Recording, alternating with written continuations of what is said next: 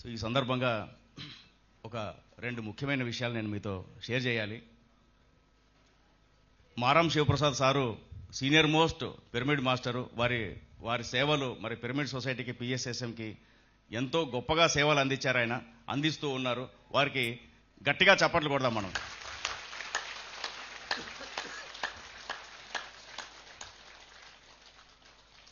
వారి మాటలో ఒక మాట అన్నారు, మరి సేవాదల్ అనేది ఎవరి ఆలోచన, మరి పరమేశ్వర్ రెడ్డిదా, పాండురంగయ్య గారిదా, మరి పత్రి గారిదా అని. అయితే ఒక ఇన్సిడెంట్ జరిగింది. ఆ ఇన్సిడెంట్లో సార్ ఉన్నారు, మర్చిపోయినట్టున్నారు. అయితే ఇప్పుడు నేను మీకు గుర్తు చేస్తాను. సేవాదల్ స్టార్ట్ చేసిన తర్వాత పత్రి సారు ఓంకారేశ్వరానికి పిలిచారు నన్ను. నేను సాయంత్రం 6ంటికి వెళ్ళి సార్ని కలిశాను. కలిస్తే రాత్రి 12ంటికి రా నువ్వు అన్నారు. మరి అపాయింట్మెంట్ ఏమో అర్థం కాలేదు నాకు. 11:45కి వెళ్ళి తలుపు కొట్టాను. మారం సార్తో పాటు కొంతమంది కూర్చోన్నారు. అందరు వెళ్ళిపోయారు. సారు, నేను, పత్రి సారు ముగ్గురం ఉన్నాం. సార్ సేవాదల్ గురించి ఏమైనా చెప్తారా, మరి రాత్రి రమ్మన్నారా అని అడిగా నేను. అంటే ఏమైనా ఢిల్లీలో మార్పులు చేయాలా సేవాదల్లో, మరి ఎక్కడైనా ఏమైనా వేరే రాష్ట్రాల్లో ఏమైనా మార్పులు చేర్పులు ఉన్నాయా అని అడిగాను. లేదయ్యా, నేను ఒక ఇంపార్టెంట్ విషయం చెప్పాలి, అందుకే నేను నీకు రమ్మన్నాను అన్నారు. ఏం చెప్తారు అని అనుకున్నాను. ఐమాక్స్ స్క్రీన్ తెలుసు కదా, ఐమాక్స్. నేను సేవాదల్ పెట్టాలనుకున్నానయ్యా. సార్ చెప్పిన మాటలు ఇవి. నేను సేవాదల్ పెట్టాలనుకున్నాను, స్టార్ట్ చేయాలనుకున్నానయ్యా. ఐమాక్స్ స్క్రీన్ మీద, పెద్ద స్క్రీన్ మీద పైవాడు నీ బొమ్మ చూపించాడు, పని నీకు అప్పచెప్పాను అన్నాడు. పునాదులు మన టీంకి అప్పచెప్పారు. ఇప్పుడున్న టీం ఏదైతే ఉందో మరి అప్పచెప్పేశారు సార్. దాని తర్వాత కొద్ది రోజుల తర్వాత పాండురంగయ్య శెట్టి గారిని, నన్ను కర్నూలుకు పిలిపించారు. నేను హైదరాబాద్లో ఉన్న టైంలో పిలిచి జగన్నాథ గట్టు బాధ్యతలు తీసుకోండి మీరిద్దరని చెప్పారు. అప్పుడు ఆయన ఒక మాట అన్నారు, పాండురంగయ్య శెట్టి గారు కృష్ణుడు, నువ్వు అర్జునుడు, మీరు కృష్ణార్జునుడు మాదిరి పనిచేయాలని చెప్పారు. వారి ఆలోచనలు, నా పని ఇప్పుడు అదే సాగుతోంది సార్. పాండురంగయ్య శెట్టి గారు, ఎస్ సార్. సో కృష్ణార్జునులాగా మీరు జగన్నాథ గట్టుని మీరు డెవలప్ చేయాలి, మరి ఈ పనిని టేకప్ చేయండి, ల్యాండ్ విషయం వర్క్ చేయండి, డెవలప్మెంట్ చేయండి అని చెప్పి మా ఇద్దరికి ఆ రోజు సారు మరి అప్పచెప్పిన తర్వాత అప్పుడు వేరే ట్రస్ట్ వాళ్ళు మన మెంబర్స్ చూసేవాళ్ళు హ్యాండ్ ఓవర్ చేశారు సార్. ఇన్సిడెంట్ జరిగాయి.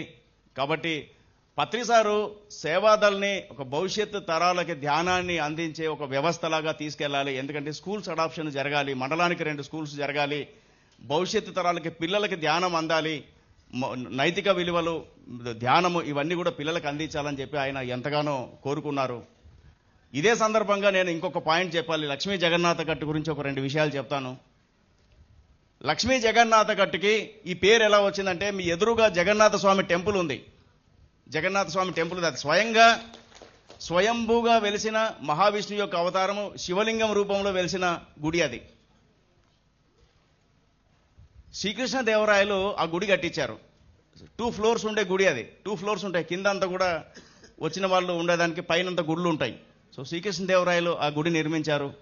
అందుకే దీనికి జగన్నాథ గట్టు అని పేరు వచ్చింది. జగన్నాథ గట్టు మీద ఇంకొక విశేషం ఉంది. మీరు ఎదురుగా మన ప్రాంగణానికి, మన గేట్కి ఎగ్జాక్ట్లీ ఎదురుగా ఒక జడలయ్య స్వామి అనే సమాధి ఉంది. జడలయ్య స్వామి, మీరు అందరూ తప్పకుండా అక్కడ కాసేపు ధ్యానం చేయండి. జడలయ్య స్వామి అని ఎందుకన్నారంటే, ఆయన నడిస్తే జడలు వాకేటివి. ఆయన ఒక ఆల్కెమిస్ట్ అన్నమాట.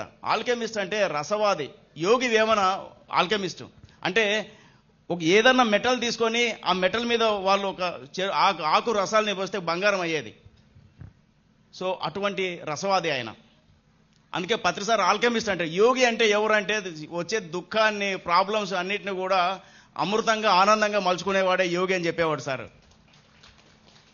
ప్రతి ఒక్క పిరమిడ్ మాస్టర్ ఆల్కెమిస్ట్ కావాలనేవాడు ఆయన. ఆల్కెమిస్ట్ అంటే యోగి. కాబట్టి అది మరి జడలయ్య స్వామి గురించి. తర్వాత ఒకసారి 2010 సంవత్సరంలో శ్రీలంక నుంచి ఒక 10 మంది బుద్ధిస్ట్ మాంగ్స్ వచ్చారు పత్రి సార్ని కలవడానికి. వచ్చినప్పుడు జగన్నాథ గట్టు మీదకి వెళ్ళి వాళ్ళని చూపించుకొని రమ్మని చెప్పారు సారు. ఇక్కడ భోజనం చేసిన తర్వాత కిందకి వెళ్ళి కోనేరు మీద వెళ్తుండగానే వాళ్ళు ఒక విషయాన్ని గుర్తించారు. అదేంటంటే ఇది ఒక బుద్ధిస్ట్ మొనాస్ట్రీ అని చెప్పి వాళ్ళు గుర్తుపెట్టారు. అంతవరకు మనకు తెలియదు. కింద కోనేరు ఉంటుంది. కోనేరు స్తంభాల మీద ఇలా బోధి ఆకులు చెక్కబడి ఉంటాయి. బోధి ఆకులు మీరు కిందకి వెళ్ళి మెట్లు దిగి కిందకి వెళ్ళి అందరూ గమనించండి. అది ఎక్కడైతే బుద్ధిస్ట్ మాంగ్స్ బౌద్ధ ఆరామాలని కట్టుకుంటారో అక్కడ ఈ సింబల్స్ని చెక్తారు వాళ్ళు. కాబట్టి ఈ స్థలము ఒక బౌద్ధ ఆరామము 2000 సంవత్సరాల క్రితం. యోగులు నడయాడిన స్థలం ఇది. యోగులు సాధన చేసిన స్థలం ఇది. పత్రిసారు దీన్ని ఎంచుకున్నారు. మరి పత్రిసారు మాటల్లో జగన్నాథ గట్టు గురించి ఏమన్నారంటే ఇది భవిష్యత్తులో బుద్ధ క్షేత్రం అవుతుంది అని చెప్పారు సారు. బుద్ధ క్షేత్రం అంటే ఒక మనిషి బుద్ధుడుగా మారే ప్లేస్ అని, ఒక సాధకుడు బుద్ధుడుగా మారే ప్లేస్ అని అర్థం. మెక్సికోలో నాగవల్స్ అనే తెగ ఉంటుంది. వాళ్ళు ఊరు బయట అన్ని పిరమిడ్స్ కట్టుకొని ఉంటారు. మీరు గమనిస్తే పిరమిడ్స్ ఉంటాయి అక్కడ.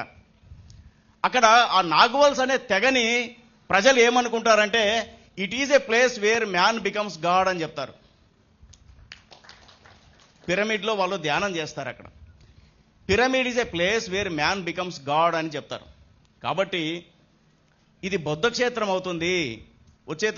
వచ్చే రోజుల్లో, రాబోయే రోజుల్లో ఇక్కడ బుద్ధులు తయారవుతారు. ఎంతో మంది బుద్ధులు తయారవుతారు జగన్నాథ గట్టు మీద అని చెప్పి సార్ చెప్పారు. అన్నిటికన్నా ముఖ్యమైన విషయం ఏంటంటే జగన్నాథ గట్టును ఆత్మ అని చెప్పారు సారు. అంటే ఎంత ఇష్టమో మరి ఆయన ఆత్మని ఎందుకు అన్నారో మరి నిజంగా అర్థం కాలేదు. కానీ జగన్నాథ గట్టును ఆత్మ అని చెప్పారు సార్. అంత ఇష్టమైన ప్లేస్ ఇది, అంత పవర్ఫుల్ ప్లేస్ ఇది. మూడో మాట ఏం చెప్పారంటే భూమి మీద ఉన్న అత్యంత పవర్ఫుల్ ప్లేసుల్లో జగన్నాథ గట్టు ఒకటే అని చెప్పారు ఆయన. నాలుగో విషయం ఏం చెప్పారంటే ఇప్పుడు మీరు ఈ 13 ఎకరాల భూమిలో ఈ పిరమిడ్ తర్వాత కొంచెం ముందుకు వెళ్తే మీకు ఒక 3 ఎకరాల స్థలం క్లీన్ చేసి పెట్టి ఉంటుంది. అక్కడ వాళ్ళు విపස්සన వాళ్ళు ఎలాగైతే ఆ డిసిప్లిన్లో ధ్యానం 11 రోజులు లోపలికి వెళ్తే బయటికి రాకుండా చేస్తారో ఆ విధమైన సాధనా క్షేత్రాన్ని, మౌన ధ్యాన సాధనా క్షేత్రాన్ని ఏర్పాటు చేయమన్నారు సార్. రాబోయే రోజుల్లో ఇది ఒక సాధనా క్షేత్రంగా విలసిల్లుతుంది. జగన్నాథ గట్టు సాధన అంటే జగన్నాథ గట్టు గుర్తుకు రావాలి. అటువంటి సాధనా క్షేత్రంగా ఇది స్థిరం కాబోతుందని చెప్పి నేను మీకు తెలియజేసుకుంటున్నాను. మనం కూర్చున్న ప్లేస్ వెనకాల సారు లాస్ట్ విజిట్ అది. ఆ రోజు ఏం చెప్పారంటే ఇక్కడ 108/108 పిరమిడ్ రావాలని చెప్పారు సార్. రోడ్డు రావడము వారి కళ.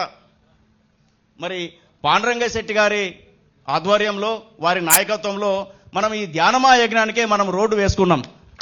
పాండురంగ శెట్టి గారికి గట్టిగా చప్పట్లు కొట్టాలి. ఈ యజ్ఞం అనుకోగానే ఎంతో డెవలప్మెంట్కు నోచుకునింది జగన్నాథ గట్టు. ఆల్రెడీ 20 బాత్రూమ్లు ఉన్నాయి. కొత్త బాత్రూమ్లు 60 కట్టాము.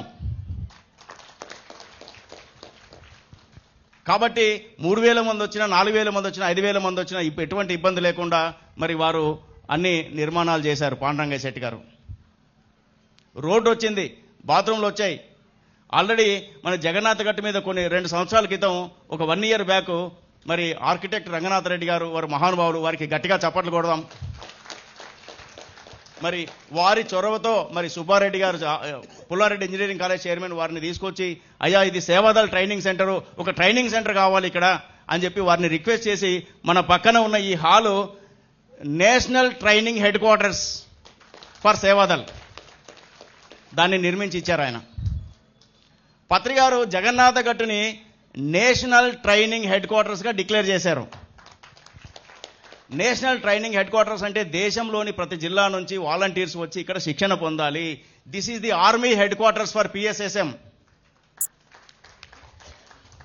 పత్రిసారు సేవాదల్ని ఎప్పుడు దిస్ ఈజ్ మై ఆర్మీ అనేవాడు ఆయన. ఇది నా సైన్యం అని చెప్పేవాడు. కాబట్టి రానున్న రోజుల్లో మరి పత్రిజీ సైన్యం తయారవుతుంది ఇక్కడ. This is the head quarters.